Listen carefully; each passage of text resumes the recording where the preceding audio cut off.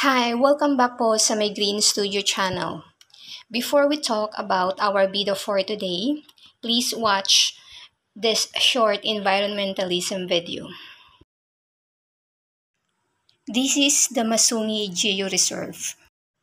It is a conservation area in the Philippines situated in the southern Sierra Madre Range in Baras, Rizal. The Masungi Rock and its vicinity was declared as a strict nature reserve and wildlife sanctuary.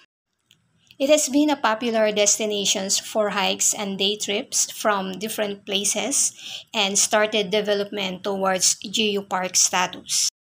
It is run by a foundation that is dedicated to the restoration of some 3,000 hectares of limestone formations and to supporting the threatened biodiversity in the mountains of Baras Rizal.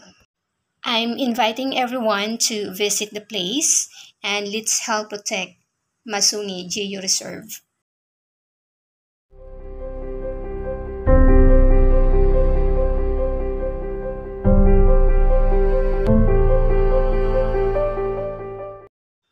And guess who our bida for today?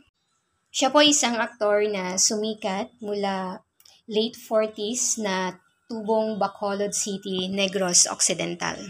And he's no other than Pancho Magalona. The surname sounds familiar, right? Because he is the patriarch of Magalona clan in show business. And one of them is Francis M. or Francis Magalona, the master rapper of the Philippines. Ang tunay na pangalan ni Pancho ay Enrique Gayoso Magalona Jr. And of course, dahil junior siya, ang kanyang ama ay si Enrique Gayoso Magalona Sr. Sa mga taga-Negros Occidental, very familiar or very famous ang kanilang pamilya doon. Si Enrique Sr. ay dating pangulo ng munisipalidad ng Saravia, isa itong bayan sa Negros Occidental. Si Enrique Sr. ay isa ding lawyer na naging congressman ng 1st District ng Negros Occidental noong June 1931 hanggang May 1946. Na-elect din siya at nanilbihan bilang isang senador mula May 1946 hanggang December 1955. Sa ngayon, ang pangalan ng Saravia na bayan sa Negros ay ipinangalan kay Enrique Magalona Sr. At ayan po ang mapa kung nasaan nandun ang bayan na ito. And wow, grabe, big time pala ang lolo ni Francis Magalona. Now, let's go back to Enrique Gayoso Magalona Jr. or Pancho Magalona.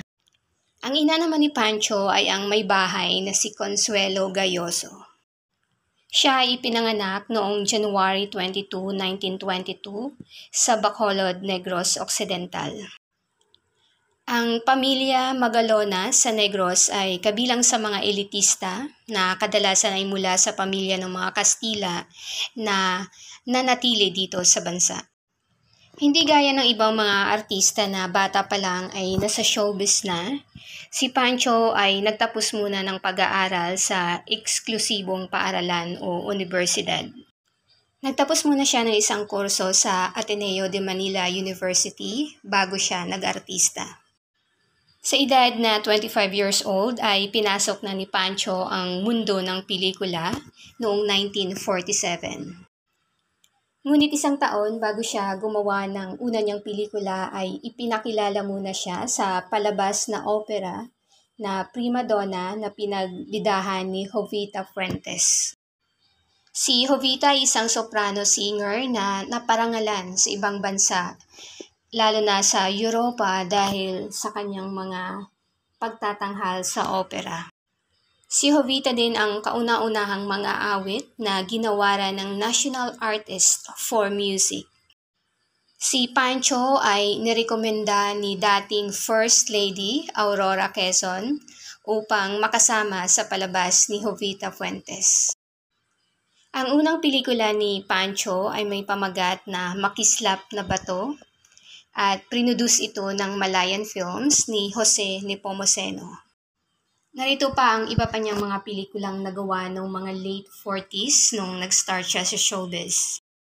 Taong 1948, una ay Maharlika, Bulaklak na Walang Pangalan, Tatlong Puso, at Dahil sa Iyo. Ang pelikulang Dahil sa Iyo ay una nilang tambalan ng sikat na child star dati na si Tita Duran. The movie was produced by Sampaguita Pictures and it was a big hit during that time. At hindi lang sa pelikula nanalo ang kanilang tambalan, ngunit sa totoong buhay din. From real to real, the romance blossomed between them. Si Pancho ay 26 years old nung time na yon at si Tita naman ay 20 years old. At ikinasal agad sila noong October 2, 1948. At mula noon ay laging silang dalawa ang magkatambal o magka-love team sa mga pelikula. Si Pancho naman ay itinatambal naman sa ibang leading lady gaya ni na Rosa Rosal, Charito Soles at iba pa. Si Tita Dora naman ay nagdesisyon na tanging si Pancho lamang ang gusto niyang katambal sa mga pelikula. Ilan sa mga remarkable na pelikulang nagawa ng kanilang tambalan ay Sa Isang Sulyap Mo, Tita, at Sa Isang Halik Mo, Pancho. Produce ito lahat ng Sampaguita Pictures, ngunit gumawa rin sila ng ibang pelikula sa ibang movie outfit, gaya ng mga pelikulang Bella Filipina, Mr. and Mrs. at marami pang iba. Sina Pancho at Tita ay kilala rin sa duet nilang Dahil sa Iyo at Always. Yes, pareho silang mga awit so we know kung kanino nagmana ang master rapper ni si Francis M. Ang mga pelikula namang nagawa ni Pancho noong 1949 ay Simpatica, Ang Doktora, Always Kay Ganda Mo, Apoy sa Langit, at Milagro ng Birhen ng Mga Rosas. Noong 1950 naman ay Huwag Ka Nang Magtampo, Mapuputing Kamay, Huling Patak ng Dugo, Camp O'Donnell, Umaga na Giliw, Kay Ganda Mo, Neneng, at Umaga ng Neneng. Meron siyang isang pelikulang na ipalabas noong 1951, ang Kasintahan ng Pangarap. 1952, una ay ang Barbaro, Lihim ng Kumpisalan, Buhay Pilipino, Basahang Ginto, Kasaysayan ni Rudy Concepcion, Texas ang Manok na Nagsasalita, at Sabas ang Barbaro. 1953, Musikong Bombong, Sa Isang Sulyap Mo, Tita, Maldita, at Vaudeville. 1954, Milyonarya at Hampas Lupa, Sa Isang Halik Mo, Pancho, at Minor de Edad. 1955, Bulaklak sa Parang, Sa Dulo ng Landas, Waldas, Maria Went to Town, Lola Cinderella. Noong 1956 naman ay una, 4 na Kasaysayang Ginto. Sila ang bida sa first segment na Ngayon at Kailanman. Margarita, Bella Filipina, The Treasure of General Yamashita, Mr. and Mrs., and Rockin' the Cha-Cha. Habang lumalaki ang kanilang pamilya ay marami pang proyekto ang dumating kay Pancho. Samantala si Tita Dora naman ay nagdesisyong tumigil na sa paggawa ng pelikula mula 1957 upang tutukan ang kanilang pamilya. Nagkaroon sila ng 9 na anak, sina Susan, Vicky, Victor, Henry, Maricar, Francis M., the master rapper, Papay, Malot, at Martin. So, ganun talaga nung mga panahon na iyon. Baby boomers sila. So, paramihan talaga ng mga anak. At ito pa ang mga pelikulang nagawa ni Pancho nung late 50s hanggang 60s. Taong 1957, meron siyang dalawang pelikula, ang Bicol Express at Pabu Reel. 1958, Cavalry Command, or may iba rin itong title na The Day of the Trumpets. Be My Love, Glory at Dawn, at Azimat, or may title din itong The Seal of Solomon. Produce ito ng Malay Film Production sa Singapore at huli niyang pelikulang nagawa noong 1958 ay Hanggang sa Dulo ng Daigdig. 1959, City Freedom at Tayo'y Magsaya. 1960, Navy Blues, Emily, and Tres Mosqueteros. May isa namang pelikulang pinalabas siya noong 1961, ang Luis Latigo. 1962, Jikeri, El Filibusterismo, Meryl's Marauders. 1963, Isinusumpa Ko, Mr. Melody, at The Hook. 1964 ay may isa siyang pelikulang nagawa, ang Moro Witch Doctor. 4 na taon muli ang lumipas bago siya gumawa ng pelikula noong 1969 na may pamagat na Surabaya Conspiracy. 2 Hollywood movies ang nakasama siya nang mag-shooting ang mga ito dito sa Pilipinas. Una ay ang Meryl's Marauders.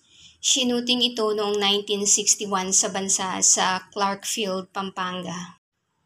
Pinagbidahan ito ng Hollywood actor na si Jeff Chandler. 2 silang Pinoy actor na nakasama dito, ang isa pa ay si Luz Valdez. Sa isang interview kay Pancho ng Kislap Magazine, noong una daw ay parang aloof sila kay Jeff. Nakikihalubilo naman daw ito, ngunit parang laging malungkot ang mukha. Nung huli ay nakapalagayang loob naman nila ang Hollywood actor at napakabait naman daw nito.